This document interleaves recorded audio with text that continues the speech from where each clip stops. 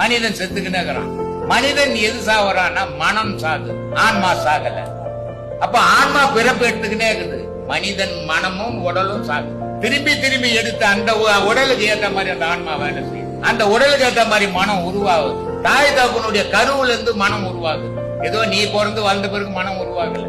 5 விதமான கோபங்கள் இருக்கு, தீ இருக்கு உடல். ஒரு குழந்தை பிறந்த உடனே அதுக்கு பசி எடுக்குதுன்னு வாய்க்கு வந்து சொல்லுமா, அம்மா எனக்கு பசி எடுக்குது, எப்பா எனக்கு பசி எடுக்குது சொல்லுமா. என்ன பண்ணுது? அழுவது. அப்ப அழுவும் போது கோபத்தீ உண்டாகுது. அந்த கோபத்தீயில அது அழுவும் போது தாயும் தகப்பனும் கவனிக்கிறான், ஐயோ குழந்தைக்கு பசி எடுக்குது. அதுக்கப்புறம் காமத்தீ உண்டாகுது, அதுக்கப்புறம் யோகத்தீ உண்டாகுது, அப்புறம் ஞானத்தீ.